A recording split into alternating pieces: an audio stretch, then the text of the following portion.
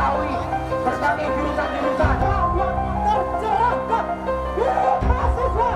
Badan Eksekutif Mahasiswa Universitas Indonesia berencana turun ke jalan untuk menggelar unjuk rasa di Bundaran Hotel Indonesia, Jakarta Pusat pada Jumat 12 Juni 2026. Bersama BEM dari sejumlah perguruan tinggi lain, mereka akan menyuarakan 5 tuntutan, termasuk mendesak pemerintah menghentikan pemborosan anggaran pendapatan dan belanja negara. Terdapat 5 tuntutan yang akan disuarakan mahasiswa dalam aksi tersebut. Pertama, stop pemborosan APBN. Kedua, turunkan harga kebutuhan pokok dan BBM. Ketiga, hentikan program MBG dan pembangunan koperasi Desa Merah Putih. Keempat, hentikan militerisme di ranah sipil. Dan kelima, menuntut Prabowo berhenti mengelak dan akui kesalahan pemerintah. Sebelumnya, sejumlah mahasiswa yang tergabung dalam Gerakan Mahasiswa Nasional Indonesia atau GMNI menggelar unjuk rasa di kawasan Monas, Jakarta Pusat pada Kamis siang. Dalam aksinya itu, mereka menuntut pemerintah segera melakukan perbaikan ekonomi dan mengevaluasi menteri yang dinilai gagal menjaga stabilitas perekonomian nasional. Akhirnya kita menuntut untuk dicopotnya Menkeu Keuangan Purbaya sama Menko Perekonomian Airlangga Hartarto, karena kita menyadari bahwa kebijakan moneter tidak hanya berdampak terhadap upaya yang dilakukan oleh BI, namun mereka juga harus bertanggung jawab secara fiskalnya. Nah, kita juga menuntut itu terkait stabilitas ekonomi. Unjuk rasa juga sempat digelar sejumlah mahasiswa yang tergabung dalam Himpunan Mahasiswa Islam atau HMI di kawasan Cikini, Menteng, Jakarta Pusat pada Rabu malam. Aksi unjuk rasa sempat ricuh. Massa mahasiswa terlibat saling dorong dengan polisi yang hendak membubarkan aksi mahasiswa. Mereka menolak kenaikan harga BBM Pertamax yang dinilai terlalu mahal dan akan berimbas pada melemahnya daya beli masyarakat. Salah kenaikan BBM. Mungkin hari ini yang naik cuma Pertamax, tapi tidak menutup kemungkinan ketika Pertalite mengalami kelangkaan, masyarakat Indonesia akan beralih ke Pertamax. Melemahnya nilai tukar rupiah terhadap dolar. Nah, hari ini kami menilai bahwa Presiden Prabowo Gibran tidak sepenuhnya bagaimana menstabilkan harga BBM, kemudian mengembalikan ekonomi. Wakil Menteri Perumahan Rakyat dan Kawasan Permukiman Fahri Hamzah merespons rencana BEM seluruh Indonesia yang menggelar unjuk rasa di sejumlah wilayah. Fahri bilang, protes dan unjuk rasa mahasiswa merupakan bagian dari demokrasi dan dilindungi sepenuhnya oleh konstitusi. Karena itulah negara demokrasi ini menjamin setiap orang untuk menyampaikan pendapatnya, untuk mengkritik pemerintah, untuk menyampaikan pendapatnya baik secara lisan maupun tulisan, untuk berkumpul dan menyatakan pendapat. Jadi itu semua adalah bagian dari fasilitas di dalam negara demokrasi yang saya kira harus kita terima. Dan karena itulah kami ingin menyampaikan bahwa Pak Prabowo itu sebenarnya mau menuntaskan agenda-agenda reformasi bangsa yang belum selesai. Sementara pakar hukum tata negara Ferry Amsari menyebut pemerintah harus responsif dan menganggap serius aspirasi publik di tengah tantangan ekonomi saat ini. Riak-riak yang muncul ini adalah bagian dari upaya warga negara memberikan peringatan kepada negara agar tidak salah kaprah, salah jalan, terpleset terlalu jauh, memahami publik sendiri, dan akhirnya mengeluarkan kebijakan-kebijakan yang tidak berpihak. Jadi jangan kemudian dianggap langkah-langkah publik itu adalah langkah-langkah yang inkonstitusional. Itu langkah-langkah yang diberikan ruangnya oleh Undang-Undang Dasar. Oleh karena itu responnya juga harus bijaksana. Jangan menganggap perbedaan sebagai lawan, tetapi anggaplah perbedaan itu sebagai masukan untuk pemerintah yang baik.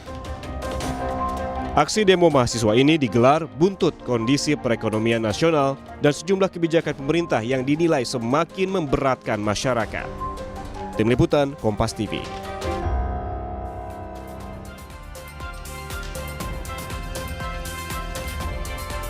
Saudara, sebagai bentuk kekecewaan masyarakat terhadap kebijakan publik dan kondisi ekonomi, sejumlah organisasi mahasiswa dari berbagai perguruan tinggi berencana menggelar unjuk rasa di kawasan Bundaran Hotel Indonesia pada hari Jumat ini 12 Juni 2026. Terdapat 5 tuntutan yang akan disuarakan mahasiswa di dalam aksi tersebut.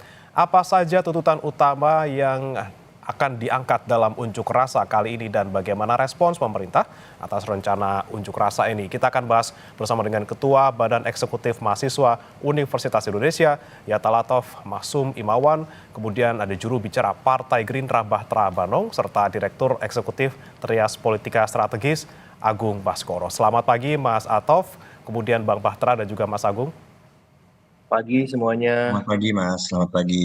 Baik, sebelum kita ke tuntutan, ke Mas Atov dulu. Mas Atov, hari ini kira-kira jam berapa akan sampai di Bundaran HI dan siapa saja yang akan bergabung selain dari BEM UI? Baik Mas, untuk berangkatnya kita nanti akan dari UI pukul 10 pagi.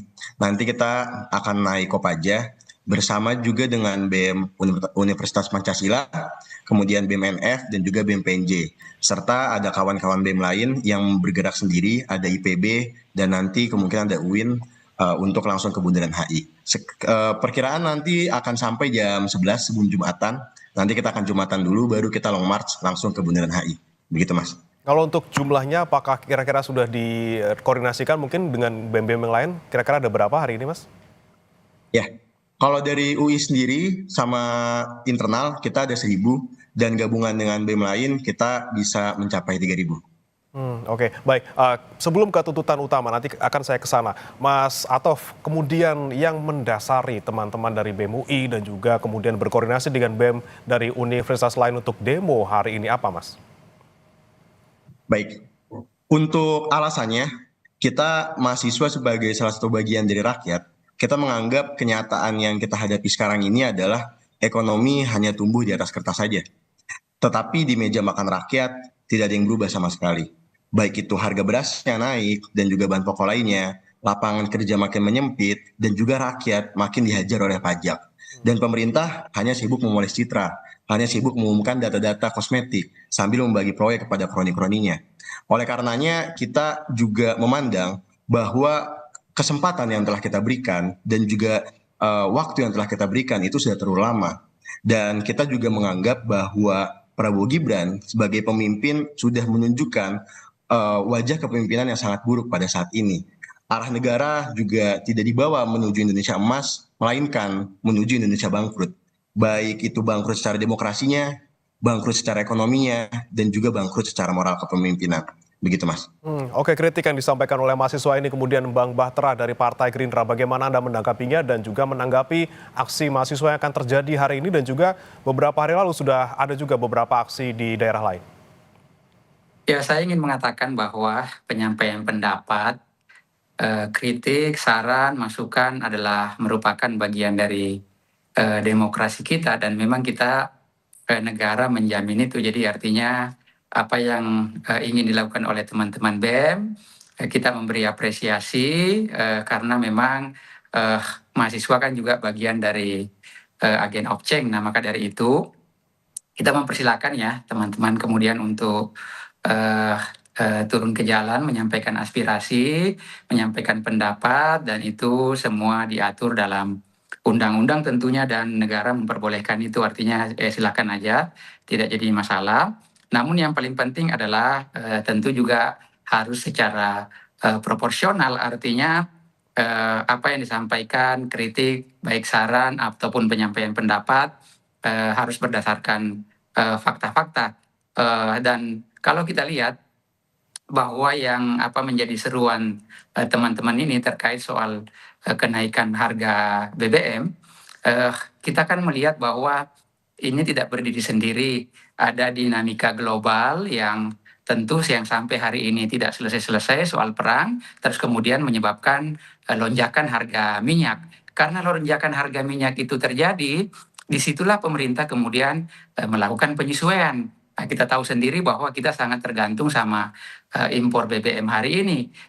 Bayangkan kita hanya mampu memproduksi sekitar 600.000 barel per hari, sementara kebutuhan kita ada kurang lebih sekitar 1,6 juta. Artinya apa? Kita kekurangan setiap hari itu sekitar 1 juta barel per hari, dan itulah kemudian yang menyebabkan begitu ada situasi global, terus kemudian harga minyak dunia naik, maka tentu pemerintah harus melakukan penyesuaian. Tetapi dalam kondisi yang sulit begitu pun, pemerintahan Prabowo masih tidak menaikkan BBM yang subsidi. Kenapa? Kalau BBM subsidi ini dinaikkan, maka itu pasti akan sangat membebani rakyat, membebani masyarakat. Tentu harga bahan-bahan pokok juga akan ikut melonjak. Maka dari itu, pemerintah melakukan kategorisasi. Mana yang harus dinaikkan, mana yang tidak boleh dinaikkan. Terkait soal yang bersentuhan langsung dengan masyarakat kelas bawah, nah inilah pemerintah terus menjaga itu agar tidak dinaikkan. Sementara di negara-negara lain, bahkan misalnya harga BBM-nya ada yang jauh lebih mahal daripada Indonesia. Walaupun kita tahu Mas ya, beberapa tokoh-tokoh menyerangkan ke Pak Presiden Prabowo atau pemerintahan Presiden Prabowo untuk menaikkan minyak. Tetapi Pak Prabowo dan pemerintahan Pak Prabowo bersikuku untuk tidak menaikkan minyak, terutama yang terkait soal BBM subsidi itu, karena pasti akan membebani rakyat. Ya bayangkan ya, kalau kita lihat di asumsi APBN kita kan minyak itu kan kita asumsikan sebanyak hanya $70 USD per barel, sementara harga sekarang rata-rata dunia kalau kita lihat ya bahkan berkisaran 80 sampai 90, dan bahkan di beberapa bulan yang lalu sempat di kisaran harga $100 per barel. Artinya apa? Pemerintah mesti menutupi, karena asumsi APBN-nya hanya 70, berarti ada sekitar 36-an yang harus ditutupi. Nah, itulah yang membuat pembengkakan terhadap APBN. Nah, kalau ini dibiarkan berlarut-larut, maka itu juga akan mengganggu era APBN kita. Maka dari itu pemerintah melakukan konsolidasi jalan mana yang harus ditempuh, terus kemudian juga tidak terlalu membebani rakyat. Makanya diambillah keputusan kemudian untuk menaikkan BBM yang non subsidi ini, karena kan itu menyasarnya kan tidak sampai di kalangan bawah, begitu kira-kira Mas. Oke, baik, ini kebijakan soal BBM dan juga soal bagaimana pengaturan APBN juga akan nanti kami tanyakan ke Mas Atov, tapi sebelumnya saya mau ke Mas Agung dulu. Mas Agung, kita lihat ini aksi dari mahasiswa sudah kemudian lintas kampus gitu ya, dan hari ini juga diperkirakan ada ribuan orang yang akan berdemo di Bundaran HI. Apakah Anda nih melihat seperti political tipping point, di mana isu-isu ekonomi yang kemudian ada di masyarakat kemudian berkembang menjadi krisis kepercayaan politik yang kemudian dikhawatirkan ini bisa mengganggu kepercayaan legitimasi pemerintahan. Menurut Anda seperti apa, Mas Agung? Iya, saya melihat latar dari aksi teman-teman ya turun ke jalan, teman-teman mahasiswa sejak beberapa waktu terakhir itu dimotivasi karena memang ada gap, Mas Bremana ya, antara komunikasi pemerintah yang sejauh dan selama ini terlihat menggampangkan ya, khususnya di bidang ekonomi bahwa semua baik-baik saja, kita pondasi ekonominya aman. Tiba-tiba di tataran policy itu justru sebaliknya seperti itu. Tiba-tiba Pertamax naik tanpa komunikasi ke publik, tiba-tiba kemudian IHSG ambrol, naik turun termasuk nilai tukar kurs gitu ya, rupiah kita. Dan ada gap-gap lain. Kalau misalkan tadi Bang Bahtera menyampaikan ada ya tantangan eksternal yang luar biasa terkait geopolitik, kemudian juga efeknya geoekonomi dari global, saya kira di internal juga ada tantangan tersendiri. Bagaimana pemerintah mampu mengendalikan ya program-program populis yang itu menyedot anggaran cukup besar, dan itu membuat stress test terhadap fiskal kita cukup tinggi semacam itu. Nah, ini yang memang belum terkelola dengan baik, dan itu yang dilihat oleh teman-teman mahasiswa maupun masyarakat secara luas. Dalam artian sederhana saja, saya hampir setiap hari dalam 1 pekan terakhir itu menerima keluhan teman-teman saya yang memang itu nggak terafiliasi dengan mahasiswa, Mas Bremana. Tapi teman-teman yang kelas milenial, pekerja yang merasa, tolong dong disampaikan Mas Agung, aspirasi kita juga kena dampak loh kelas menengah. Pertamax ini kelas menengah yang dihantam, yang akan mengubah daya beli mereka, cara mereka mengeluarkan ya uang gitu. Dan selama ini kelas menengah ini subsidinya dalam tanda petik insentifnya paling minimalis gitu. Karena mereka dianggap mampu, tapi juga ketika seperti sekarang kondisinya juga rentan seperti itu. Jadi gap itu yang saya lihat membuat teman-teman mahasiswa, teman-teman pemuda dan aliansi lain yang itu akhirnya turun ke jalan. Dan ini alarm keras Dan eskalasi isunya, kalau selama ini arahannya ke DPR ya, ke Bang Bahtera dan teman-teman di Senayan, ini langsung ke Presiden loh. Gitu. Jadi kalau misalkan Mas Bremana menyampaikan ini ada arahan dalam tanda petik mereduksi legitimasi pemerintahan, iya, ya kalau selama ini itu buffernya adalah DPR, ya unjuk rasa ini sekarang ke Presiden dan itu jelas menyasar program-program Presiden, MBG, ya kemudian juga soal koperasi desa, ya kemudian juga bagaimana mengurangi pemborosan, itu semua kan domainnya Presiden ya. Kalau soal militerisme, saya kira pemerintah dan DPR semacam itu karena yang menggodok undang-undang.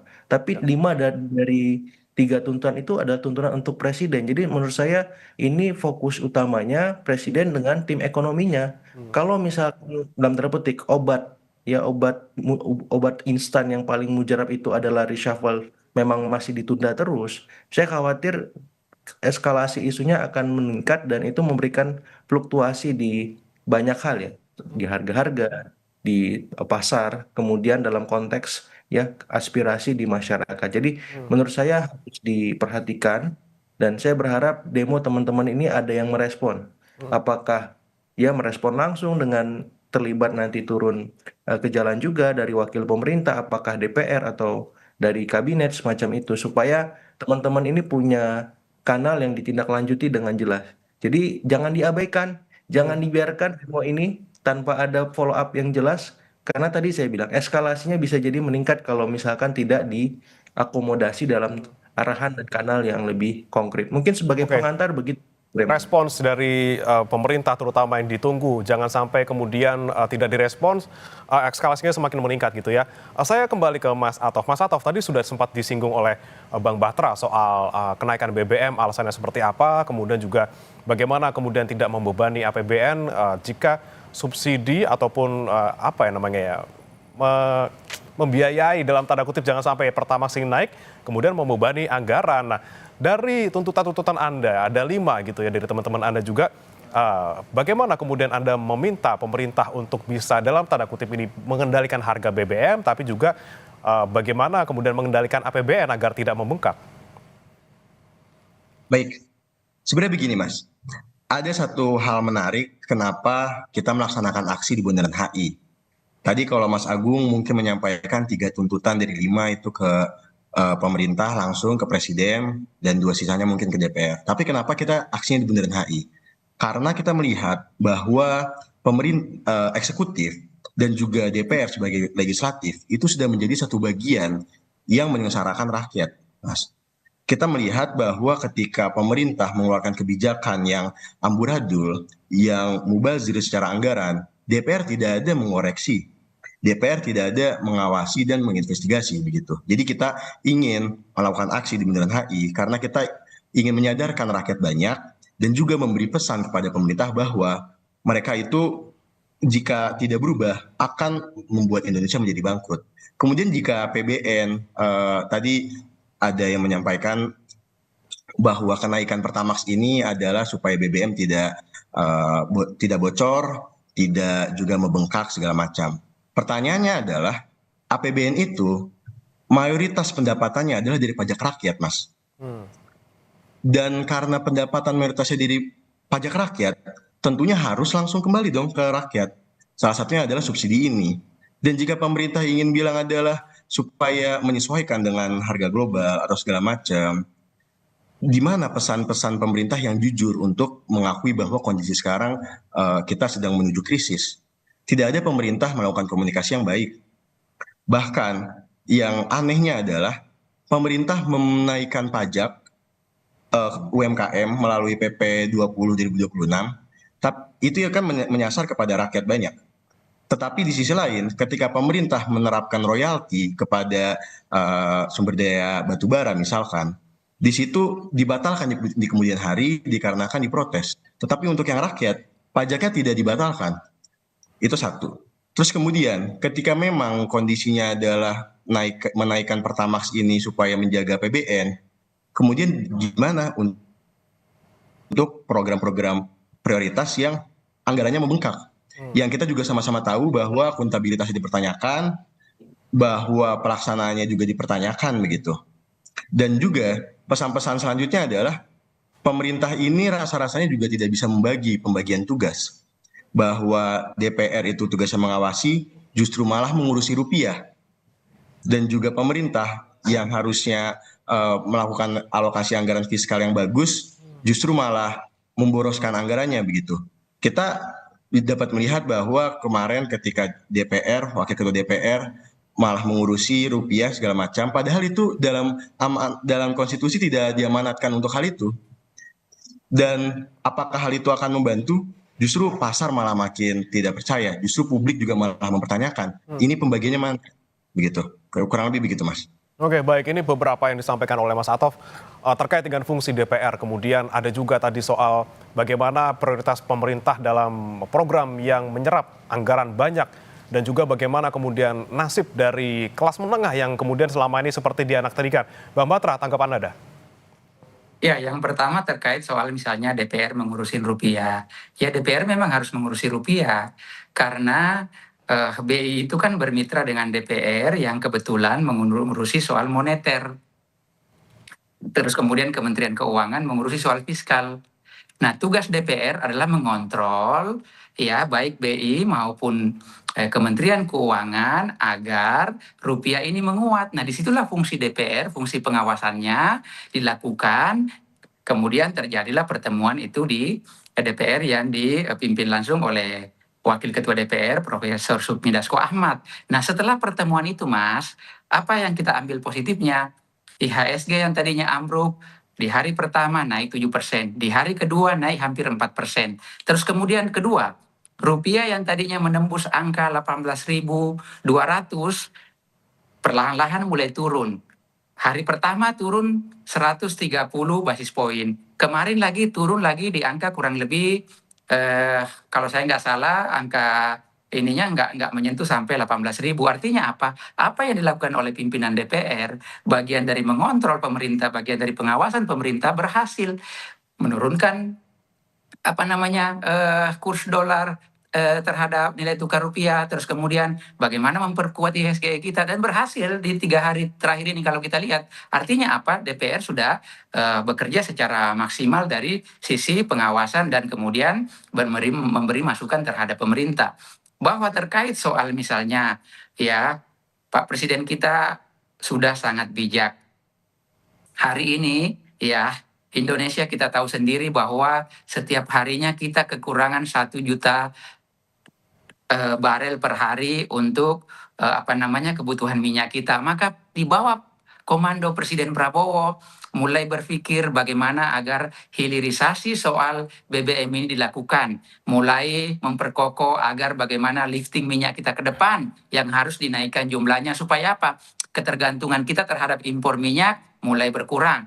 Terus kemudian belum lagi hilirisasi yang lain. Kalau kita bicara tadi, pemerintah mulai mencari alternatif lain pembiayaan selain dari pajak. Tentu ya kita ingin agar pemerintah juga mencari alternatif di mana misalnya yang selama ini, mohon maaf, belum pernah ada sejarah perjalanan bangsa ini ya semua pengusaha-pengusaha yang bergerak di bidang sumber daya alam, baik itu batu baranya, baik itu tambang nikelnya, baik itu yang bergerak di misalnya perusahaan oil sawit. Kita lihat semuanya ditindak karena sudah terlalu lama bangsa ini, Mas, mengalami kebocoran-kebocoran yang begitu besar. Mereka menguasai sumber daya alam kita. Tetapi di sisi lain, pajaknya untuk negara sangat kecil. Ini semualah yang sedang diberesi oleh pemerintahan Prabowo Subianto. Bahwa kemudian ini kan tidak berdiri sendiri. Ini kan dalam perjalanan bangsa kita ya, Mas. Dari waktu ke waktu, dari tahun ke tahun, tentu harus ada kontinuitas.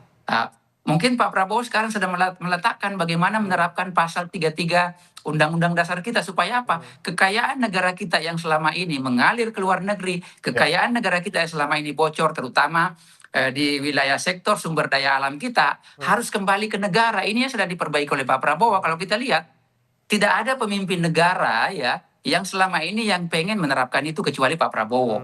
Nah, itu bukti keberpihakan Pak Prabowo terhadap rakyat kecil. Bukti keberpihakan Pak Prabowo terhadap rakyat banyak. Kalau kita bicara lagi soal program, yang dikatakan banyak pihak bahwa ini adalah program pemborosan. Bayangkan Mas, kalau misalnya program MBG ini bisa berjalan maksimal, ya, berapa banyak tenaga kerja yang hari ini dihasilkan? Kurang lebih 1,3 juta orang. Ya, berapa banyak UMKM kita yang bisa tumbuh subur? Karena sekarang ya bayangkan kalau 30.000 dapur yang beroperasi, artinya dia membutuhkan bahan baku yang begitu banyak, begitu besar, ya.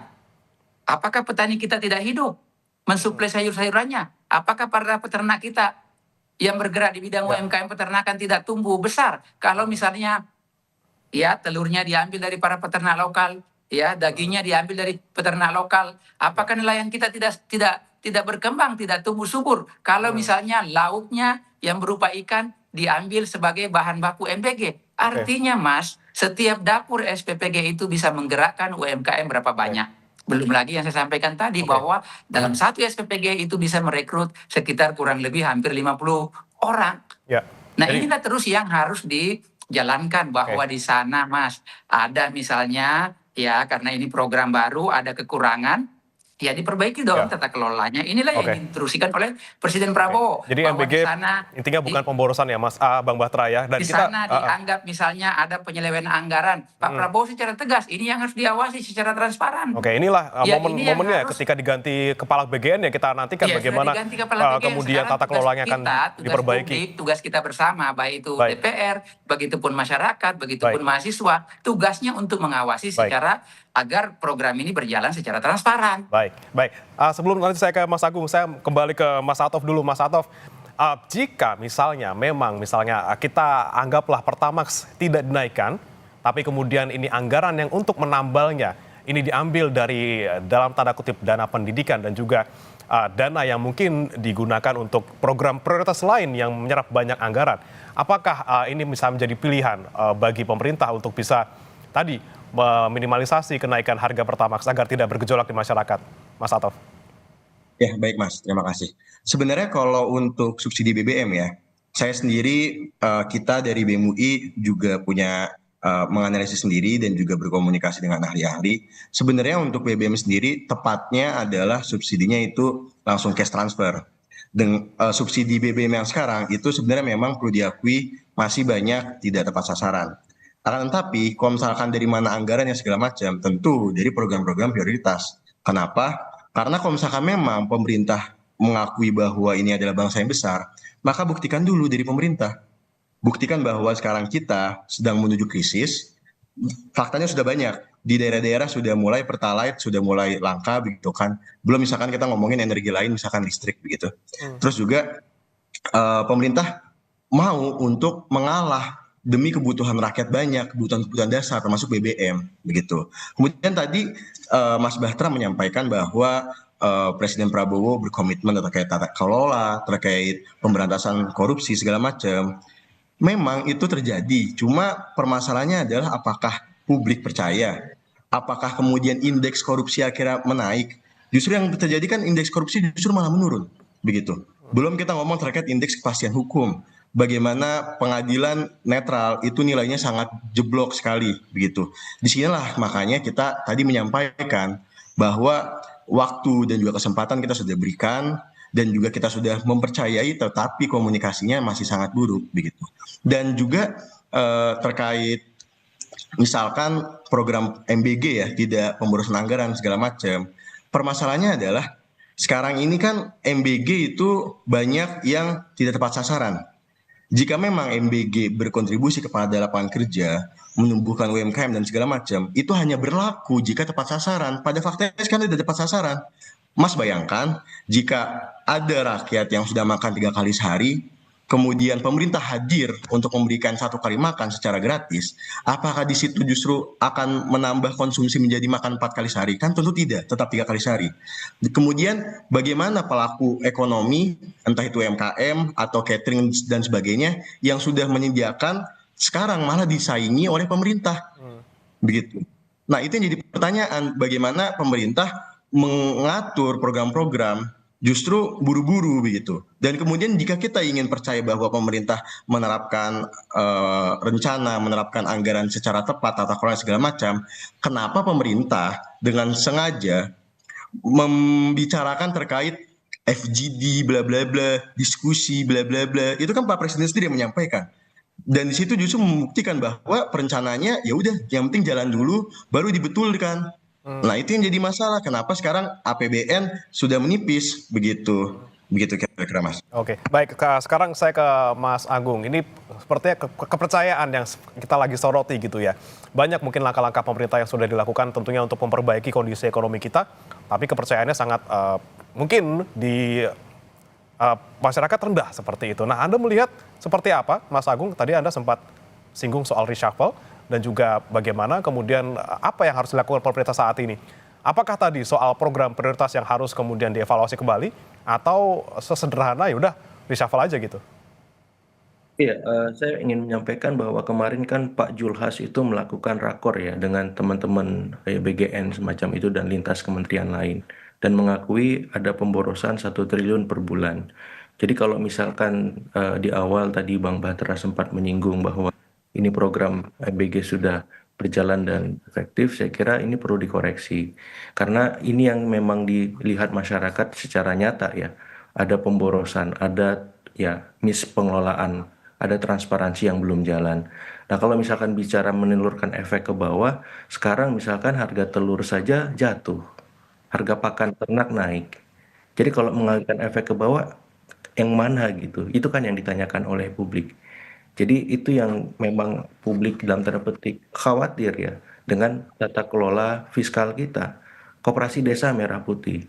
Yang publik lihat apa? Ini kok kayak Indomaret, Alfamart ataupun ya minimarket pada umumnya gitu. Bedanya apa? Yang kita tahu kan koperasi dari bawah semacam itu. Jadi ada gap. Ya kebijakan populis yang bagus yang dibayangkan oleh presiden di tataran implementasi itu timnya nggak support Mas Bremana dan publik mendapati gap itu terus. Nah ini yang bahaya kalau tidak dimitigasi dan dikelola dengan baik. Jadi kalau maksud saya selain reshuffle solusinya evaluasi betul, stop dulu yang bermasalah. Jangan dilanjutkan lagi. Ini menjadi amunisi bagi teman-teman di jalan untuk terus mengkritik dan menggerogoti legitimasi pemerintah. Jadi kalau misalkan MBG ada berapa dapur sih yang oke misalkan dari 27.000, hanya 1.000 dapur. 1.000 dapur itu dijalankan. Stop yang 26.000. Hentikan, saya bilang.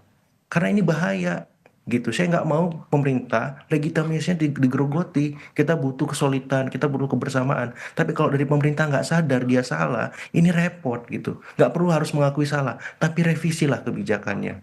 Ditunda dulu kalau memang nggak perlu di stop. Supaya apa? Masyarakat juga objektif. Oh, pemerintah saya berubah kok. Pemerintah saya lebih baik. Tapi kalau progresnya minimalis, tidak ada akseleratif, ini repot gitu.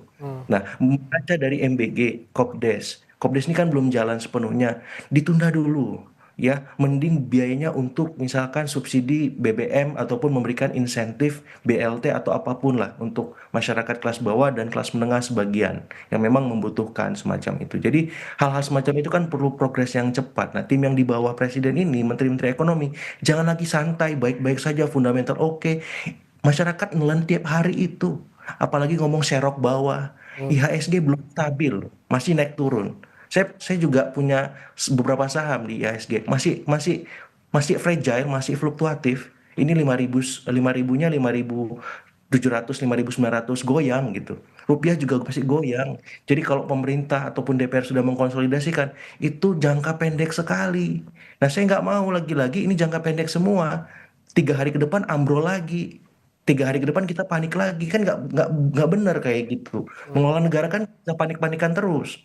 Kita harus punya stabilitas yang jelas seperti itu. Jadi maksud saya, ayolah gitu, mumpung masih ada waktunya, mungkin kesempatannya masih terbuka, kita benahi satu-satu gitu. Tapi kalau komunikasinya masih menggampangkan, serok bawah, serok bawah, serok bawah, ya kemudian semuanya aman, ya kemudian mengalihkan ini global terus, ini repot bagaimana. Nah itu yang saya pengen cara komunikasinya berubah lah gitu. Ya. Kebijakannya juga direvisi lah. Jadi dan itu semua bisa dilakukan kok.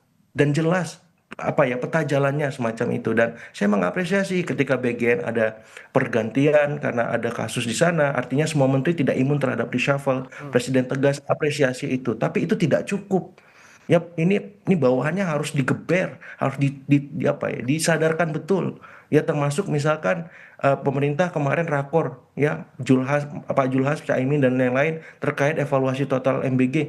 Iya, follow up-nya apa? Kita tunggu seperti itu. Oke, yang kita nantikan tidak hanya komunikasi pemerintah yang baik, tapi juga bagaimana di belakang ini dikerjakan semua. Kita ingin efek jangka pendeknya langsung terasa, tapi juga tidak menutup kemungkinan kita juga ingin jangka panjangnya seperti apa dari pemerintah, dan juga kita berharap gitu ya semuanya bahwa apa yang kemudian menjadi prioritas dari pemerintah ini adalah bagaimana menstabilkan kondisi saat ini dibandingkan misalnya untuk memaksakan diri dalam tanda kutip membiayai program-program yang mungkin memakan banyak sekali anggaran pemerintah yang seharusnya mungkin bisa dialihkan ke program lain. Terima kasih sudah bergabung bersama kami. 3 narasumber kami, ada Mas Atof dari BEM UI, kemudian Bang Batra, Banong, kemudian ada juga ada Mas Agung Baskoro, pengamat politik dari Trias Politika Strategis. Selamat pagi semuanya. Pagi semua. Selamat pagi Mas, selamat pagi Mas Selamat pagi, Atof, Mas Mas. Agung.